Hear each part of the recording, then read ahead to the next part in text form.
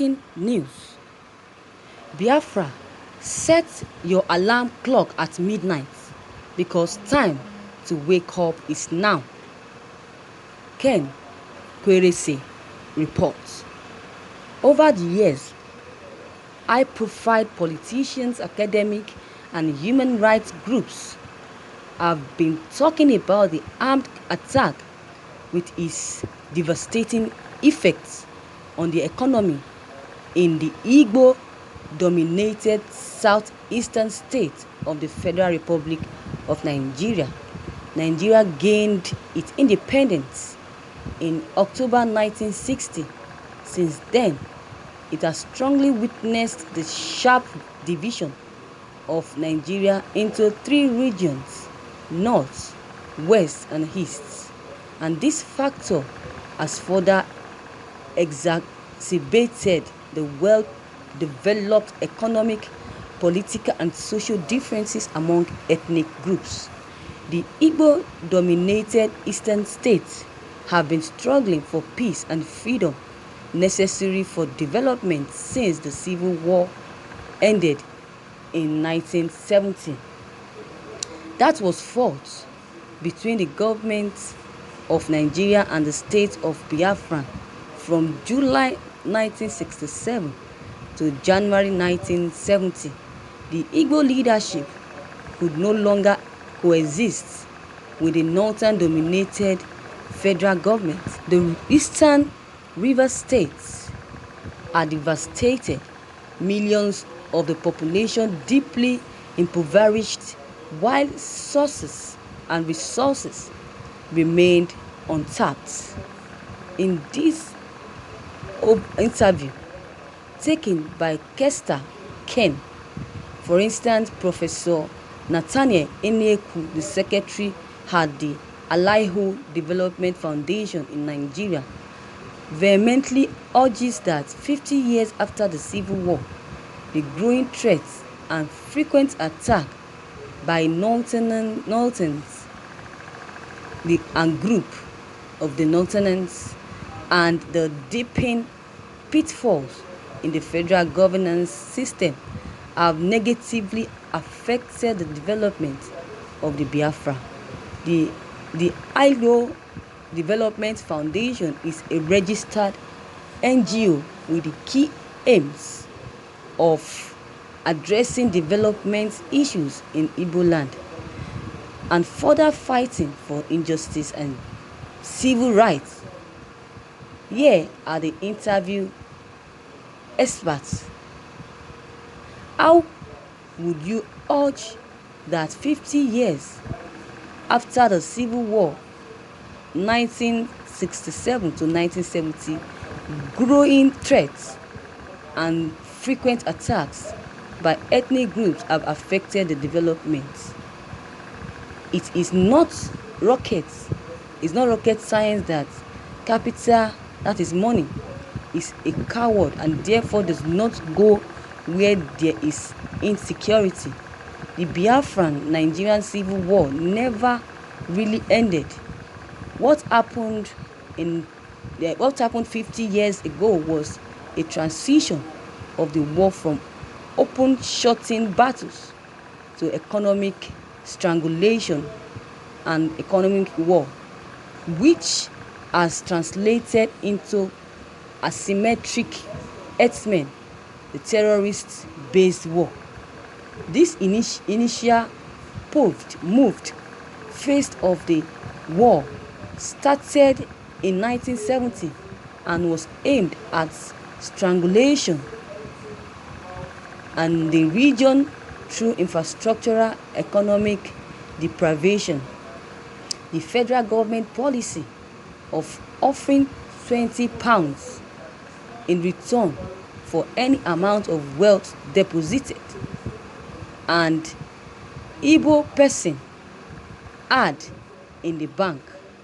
He has the money deposited in the bank, especially in the face of the 3 R's, that is the reconciliation, rehabilitation, and restructuring. Programs of re-establishing the region was not accidental. This was quickly followed by the Nigerian Enterprises Promotion Decree in 1972, which had also has one of its main objectives to promote Nigerian indigenous enterprises with a view to increasing indigenous equity participation in the national economy. We were supposed to acquire this equity with a balance of £20 after feeding. The current phase of the war is the X-Men terrorist-based war, which is aimed at destroying our agricultural base and make us completely dependent, and then overrun and take over our ancestors' land. These are all orchestrated by the same people who could not wipe us out of the battlefield. This world community continuously watched the large-scale atrocities committed in the country. Another question: how would you assess the overall economic development of the Biafran state? The Biafran states are faring very well given the numerous and unsurmountable challenges thrown at them. We have almost no federal presence in the region, no infrastructure, received the least budget locations, and have the least representation in all the arms of the federal government. This is what has accounted for this current phase of the war. Igbo have indomitable spirit and cannot be rendered null and void economically as long as they are alive. The government is therefore on their plan.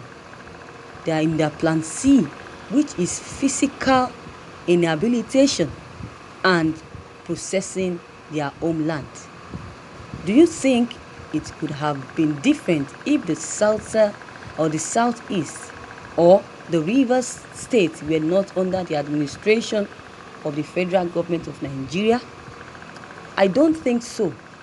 I know it. If they will let us be, even with all the deprivations and infrastructural neglect in place, Igbo will grow very quickly to become the go-to place for businesses.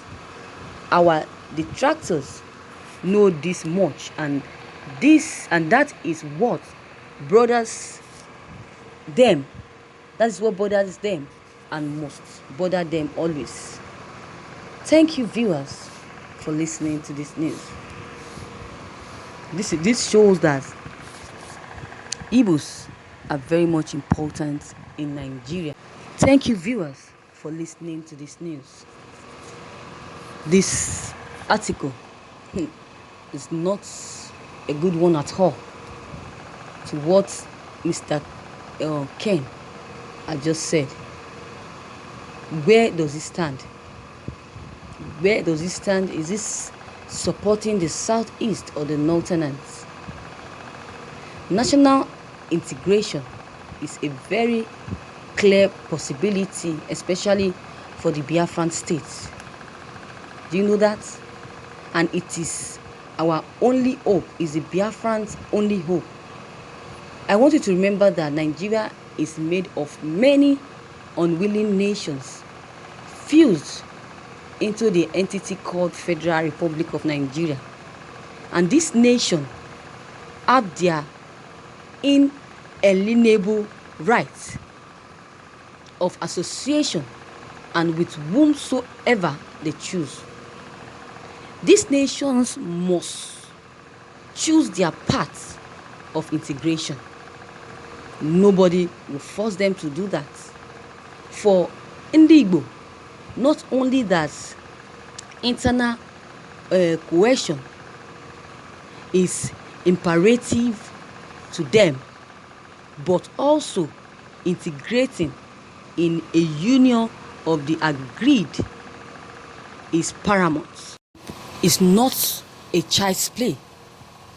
But if you want to become a leader of a particular state or country, you have to sit and think about it and make sure that you know the rules and regulations of the state or country you're about to lead. So viewers, a comment is very much needed. Don't hesitate to drop them below the comment box. Click on the subscription button as well as the bell button to receive updates whenever I publish new videos. Thank you.